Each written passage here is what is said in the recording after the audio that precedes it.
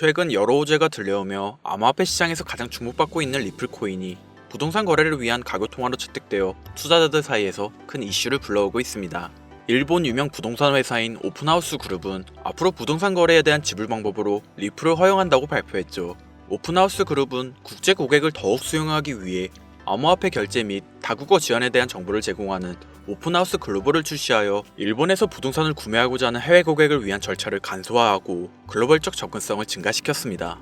SEC와의 법적 문제가 해결된 리플에게 이처럼 지속적인 호재가 들려올 것으로 예상되는데요.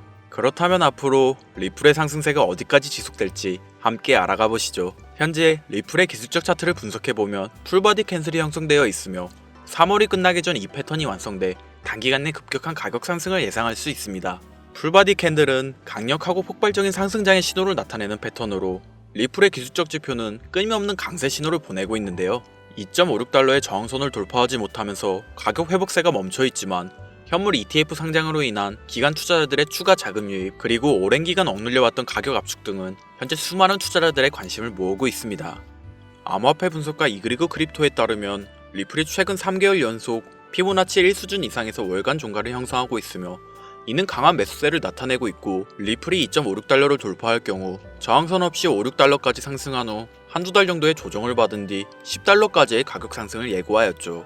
현재 리플이 횡보가 반복되는 차트를 보이고 있다고 정말 이만큼 상승할 수 있을까 의아해하실 분들 분명 있으실 텐데요. 이는 4월 16일 리플의 공식 항소를 앞두고 있는 와중 SEC가 공식적인 입장문을 발표하지 않고 있어 투자자들이 관망하는 스탠스를 유지하고 있기 때문으로 보이며 최근 코인베이스 소송을 취한 SEC의 달라진 태도와 내부자들 사이에서 리플과 SEC가 최종 합의가 이루어졌다는 소문은 리플랩스 CEO 브래드 갈링하우스가 트위터를 통해 공식적으로 소송이 종결되었다는 말을 전하며 기정사실이 되었고 여기에 물가를 나타내는 CPI 상승률이 완화되는 등 인플레이션 상승이 둔화되면서 시장은 점차 반등할 것이고 이에 따라 상승하는 시장의 움직임에 발맞춰 리플은 끊임없는 자금 유입과 함께 꾸준한 상승장을 보여줄 준비가 되어 있음을 시사하고 있습니다. 그렇다면 현재 이러한 상승장의 예고 속에서 고래들의 대량 매집과 더불어 우리가 중요하게 생각해야 할 게 있는데요. 리플과 관련된 기관 세력들의 움직임을 잘 관찰해야 하는데 리플과 관련된 기업 중 현재 주가가 사상 최고치를 기록하고 있는 워렌 버핏의 이 기업이 있습니다. 버크셔 해서웨이라는 기업 많이 들어보셨죠? 버크셔 해서웨이는 세계적인 투자 지주 회사로 워렌 버핏의 회사로 매우 유명한 회사입니다. 시총이 무려 1000조나 되는 어마어마한 규모의 회사이죠. 이런 버크셔 해서웨이가 가지고 있는 대표적인 회사 어떤 회사가 있을까요? 그 중 하나가 바로 아메리칸 익스프레스입니다. 아실 분들은 아시겠지만 아메리칸 익스프레스는 신용카드사와 은행업을 중심으로 한 미국에서 가장 큰 규모의 회사 중 하나이자 금융업의 대표주자이죠. 그리고 특징은 아메리칸 익스프레스는 워렌 버핏의 버크셔 해서웨이가 최대 주주로서 무려 20%가 넘는 지분을 보유하고 있죠. 쉽게 생각하면 워렌 버핏의 회사인 버크셔 해서웨이가 아메리칸 익스프레스를 소유하고 있다라고 생각하면 되겠죠. 또한 뱅가드 그룹이 6.3%, 블랙록이 6.1%를 보유하고 있는 전망이 좋은 기업이라는 겁니다. 이런 아메리칸 익스프레스는 리플의 핵심 파트너입니다. 심지어 작년 8월에도 아메리칸 익스프레스는 송금을 위해 리플을 채택했다는 걸 알 수 있죠. 이 말은 워렌 버핏의 회사인 버크셔 해서웨이가 소유하고 있는 아메리칸 익스프레스에서 리플과 협업을 하고 있다는 말입니다. 워렌 버핏과 리플이 밀접한 관계가 있다는 뜻 아닐까요? 리플은 기본적으로 스위프트 때문에 만들어진 코인이죠. 여기서 스위프트가 무엇이냐? 스위프트는 서로 다른 국가에서 무역을 할 때 사용되는 화폐가 다르기에 기준을 만들어서 국제 무역을 진행하는 것이 스위프트입니다. 하지만 여기서 발생하는 수수료가 무려 20%나 되죠. 즉 너무 비싼 금액이죠. 그래서 이런 문제를 해결하고자 만들어진 것이 바로 리플 코인이라는 겁니다. 또한 리플은 ODL 시스템을 가지고 있어 단 몇 초 만에 전 세계 어디든 바로 송금을 할 수 있는 기술력 또한 보유하고 있죠. 수수료와 속도, 이 두 가지를 모두 잡을 수 있다는 겁니다. 그런데 지금 이 기술력을 미국이 질투하고 있다는 거죠. 그럼 여기서 생각을 해볼게요. 전 세계 최대 강국이 어디죠? 네, 미국이죠. 미국은 우스갯소리로 미국과 나머지 전 세계들의 국가들이 전쟁을 펼쳐도 미국이 밀리지 않을 거라는 이야기가 있을 정도의 강대국입니다. 단적인 예로 미국의 2022년 국방비 순위를 보시면 미국의 국방비 금액이 2위인 국가부터 10위인 국가인 국방비를 합친 것보다 무려 23%나 많은 금액을 국방비로 쓰고 있다는 겁니다. 물론 이것만으로는 단순 군사력을 비교할 수는 없겠으나 이 정도로 엄청난 초강대국이라는 거죠. 이 이야기를 왜 하냐면 미국은 전 세계의 패권을 쥐고 있는 강대국이라는 겁니다. 단순히 군사력뿐 아니라 경제력으로도 말이죠. 요즘 시대는 힘으로 찍어 누르는 시대보다 자본주의 세상이기에 경제 패권이 엄청나게 중요하다는 거예요. 지금 전 세계 공용화폐로 쓸 수 있는 유일한 화폐는 바로 달러입니다. 하지만 이제는 세상이 많이 바뀌었어요. 언제부턴가 현물화폐보다 편리하고 안전하며 유동성마저도 뛰어난 암호화폐가 탄생을 하고 말았죠. 이 암호화폐가 탄생을 하고 오랜 시간이 지나지 않아 달러의 패권이, 달러의 입지가 조금씩 흔들리기 시작했고, 지금은 수많은 암호화폐들이 달러의 자리를 위협하고 있는 상황입니다. 앞으로 암호화폐가 달러를 잡아먹게 된다면 미래의 미국은 전 세계의 경제 패권을 줄 수가 없게 되죠. 그래서 어떻게 하고 있죠? CBDC, 센트럴 뱅크 디지털 커런시, 즉 중앙은행 디지털 화폐. 미국에선 이 CBDC를 이용해서 달러를 디지털화시킬 계획을 가지고 나왔다는 거죠. 하지만 CBDC를 발행하기엔 오랜 시간이 필요하기에 그 시간 동안 달러의 패권이 흔들릴 것이고, 그리 된다면 달러의 입지가 위험해지고 경제 패권을 더 이상 줄 수 없게 될지도 모른다는 거죠. 그래서 미국의 바이든 정부는 암호화폐를 규제하기 시작했습니다. 수년간 암호화폐를 규제하고 압박을 했죠.